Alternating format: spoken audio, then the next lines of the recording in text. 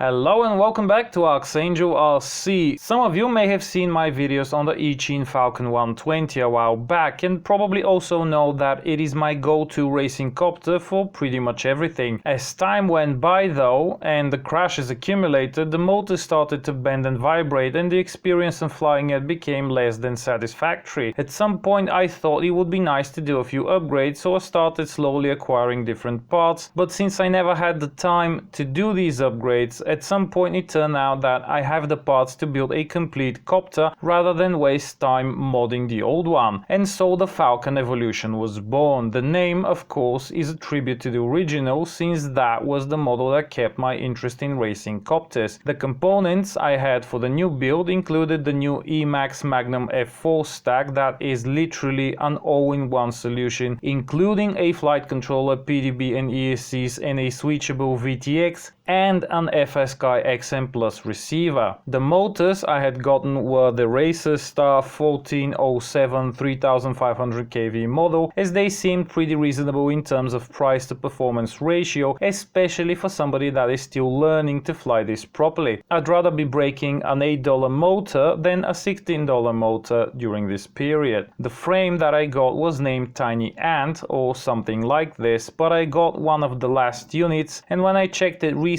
sadly the listing had been removed from Banggood, and it actually turned out to be a pretty nice frame and was also much stiffer than the original Falcon 120 frame. In addition to all these parts, I only needed a soldering iron and some heat shrink, and the build was on the way. The Emax Magnum F4 stack makes this whole installation so easy that, at least for me, it is hard to believe how far things have come. Keep in mind that the last time I custom built a race squad was probably 2 years ago or possibly a bit more, and back then there were no stacks, no all-in-one ESCs like the ones we have today, no XM Plus receivers or even motors as small and as powerful as these. Back then building one of these required a full day of wiring, soldering, cutting, desoldering, resoldering and so on, and it was a major pain in the ass. I actually did search around for an alternative to the Magnum, but to be honest, at this point there is none. There are different options out there that combine part of the modules that the Magnum does, but none that combine all of these. The Magnum solves a pretty major issue I have with these race squads: figuring out where and how to mount the VTX and the receiver. That is always a messy process that requires tape, printed parts, zip ties or other similar stuff, which I find ridiculous, but the Magnum has everything in one neat and compact stack without the need for any additional hardware other than a few spacers. If I didn't have to film this build, I would have been able to assemble the copter and have it ready for flight probably in under an hour. It was a pleasure to do this work, and back in the day I had nightmares when I had to do this. Don't you just love technological progress? Not to mention the fact that now everything is properly filtered and you don't get any interference from motors or ESCs, whereas before we had to add chokes, LC filters, etc., and the whole thing would become a bloody ball of flying wires. But I digress. Moving back to the build, it was super easy. Get a frame, mount the ESC bit on the frame, solder on the power cables, mount the motors to the frame and solder them on the ESCs, and don't worry about motor direction, that can be programmed later on via the BL-Heli configurator. Once the motors are soldered on, assemble the stack by putting the FC plate on, solder a 3-wire cable for the camera you will be using, solder the XM Plus receiver on the designated pins, and finalize the frame according to your build. And that's about it. The copter is ready. How amazing is that? Only thing left to do is go into Betaflight to flash the latest firmware and set up the receiver and a few channels, run the motors one by one and make sure they are spinning in the correct direction. Note the ones that need to be reversed, and then go into the BL-Heli configurator, flash the latest version of the ESC firmware and reverse the ones that needed to be reversed. Now you're ready to go out and fly. And you know what else? As it turns out, this particular setup works pretty well with the stock PIDs and possibly needs very little additional work to make it perfect. And because this stack supports up to D-Shot 600, you don't even have to do an ESC calibration. Charge your batteries, mount the camera and props on and go flying.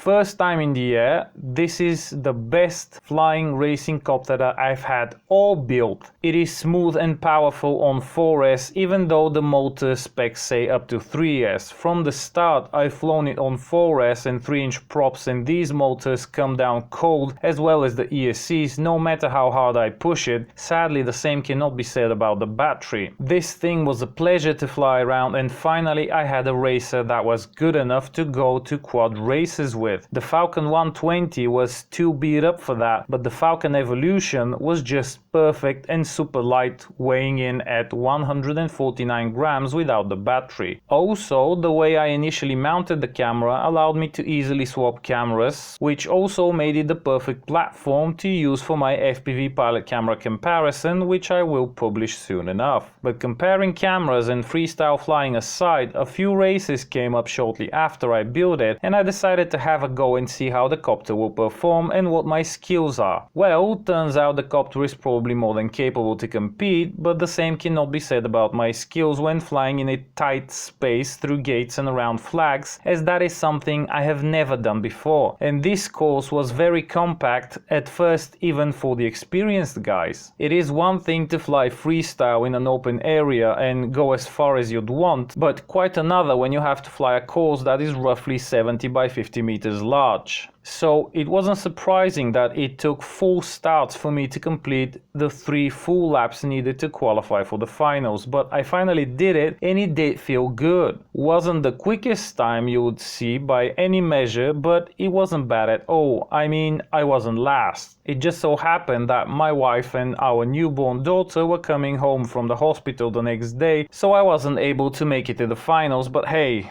there was always the next race. And so it came, with me having done very little flying or tuning between the 2 races, and this was actually part of the FAI F3U Drone Racing World Cup qualifying rounds, but I was there mostly for the fun and to hone my track skills against the best. This time though, the track was much larger and certainly easier to navigate. I managed to complete the 3 laps as soon as the second start, and the next day I actually improved that time by 20 seconds, though it was still not enough to qualify me for the finals, and really it would have made no difference either way because the top dogs around here are pretty good, and we had some serious foreign competition in the face of Alex Zamora. This little dude is 9 years old and he gave the quickest time around the track. At the end, our best racer Bait Ray managed to keep the cup on Bulgarian grounds, but just barely. I'm going to stay quiet for a bit and let you watch one of Alex's starts just to get an idea of what we were up against. Top notch flying.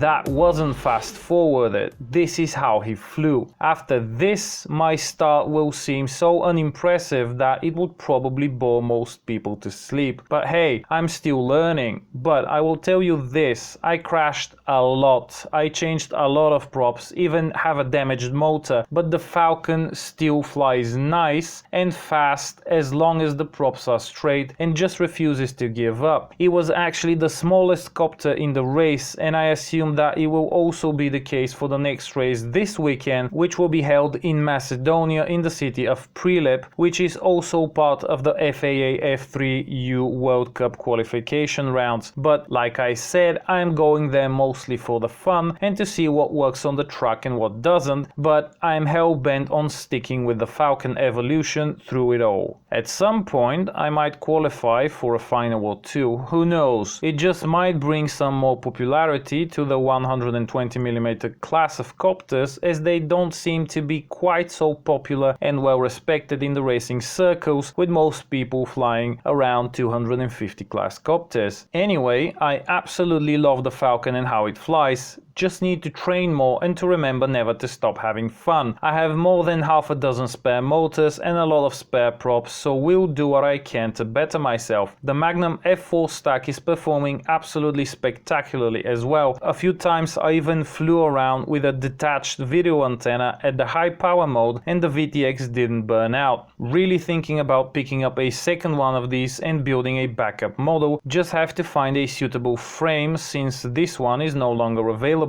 The other surprise here were the Racer Star motors, as they really impressed me with their power, their thrust, their speed and their endurance on 4S, and how well they perform overall. They come balanced from the factory for $7 or $8 a piece. Really an amazing deal, especially if you need to break a few of them before you can learn to fly. There will be more videos featuring the Falcon Evolution, as it will be my main race workhorse, but for the time being I will be ending this video as it became longer than I intended, but hey, had a lot to share. All of the parts used on this build are linked in the description below, so if you choose to buy any of them via the links, I would very much appreciate the support. If you have found this video helpful, consider giving it a thumbs up and subscribing, and also do the same on Facebook for daily updates. Go out and race successfully, and until next time.